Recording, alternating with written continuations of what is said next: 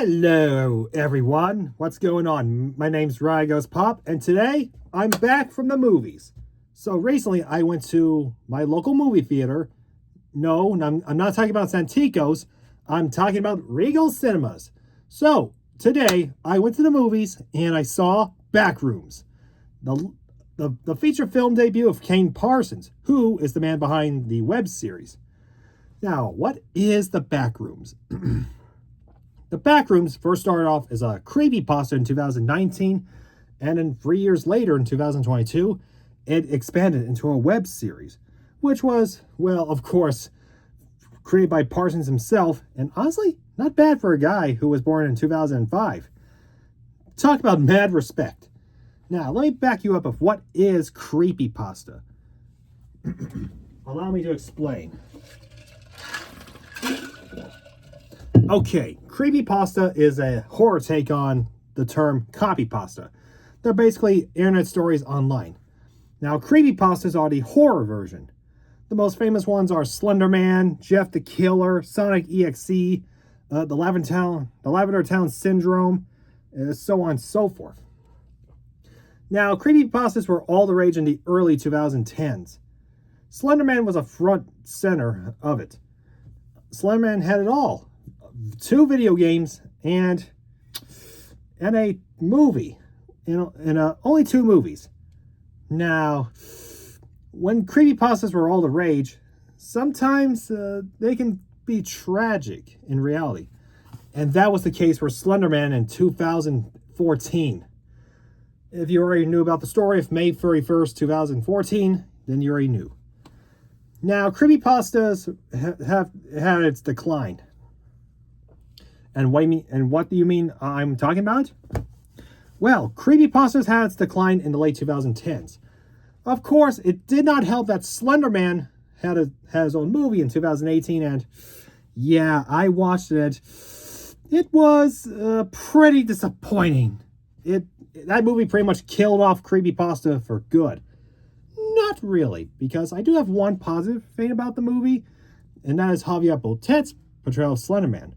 But I'm not talking about Slender Man. This is Backrooms I'm talking about. Now, after creepypasta was history, it somehow came back. This time under a new name, analog horror. Now, what is analog horror? Or you may ask? It is kind of like found footage movies. Example, The Blair Witch Project, the controversial film that is Cannibal Holocaust, aka The Progenitor, and I'm not so sure if I want to add that movie to my collection, but that depends. And most famously, the VHS franchise and the Paranormal Activity franchise. So it's no surprise that Backrooms actually falls with that path too, combining science fiction and found footage in the same room. Created by Parsons in 2022. And it started off with that image in 2019. The rest is history. So how did it become a movie? Well, Parsons announced a feature film adaptation in 2025, in which he directed that summer and ended filming in August. Now, the movie's not only directed by Parsons, it was also directed by James Wan. If you're familiar with that guy, he's the man who gave us Saw, Insidious, and the Conjuring universe. He's also a founder of his company, Atomic Monster, which is a subdivision of Blumhouse. And since The Backrooms is distributed by A24, this actually marks a milestone. The Backrooms movie is in fact the first movie to be in a co-joint production of both Blumhouse and A24. What a surprise! Now, the movie, let me tell you about the movie. I love it! I love it! The story, the pacing, the creepiness, it's all right there. And the time setting. Now, when it goes to these movies,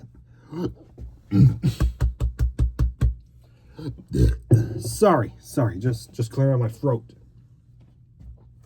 So when it comes to these movies, Backrooms, it also falls through. If you remember, in 2024, we had 2 movies that were thrown into the 80s. And those being Maxine by Ty West and the other, Lisa Frankenstein. And our movies took place in the 2000s. Most famously, the 2 Five Nights at Freddy's movies.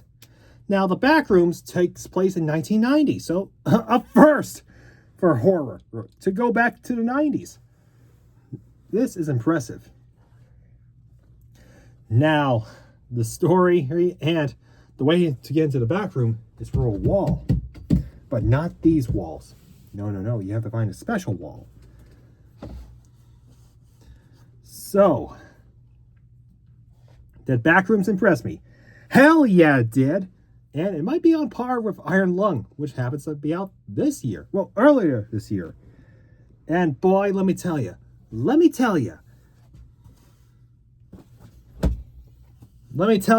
Kane Parsons, you, sir, did a great job with Backrooms. 10 out of 10. Mad respect.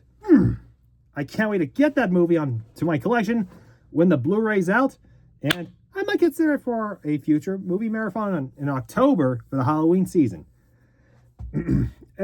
Assuming that analog horror can survive that long. Hopefully it does not waste like Creepypasta did a decade ago. So, will I suggest watching Backrooms again? Hell yeah!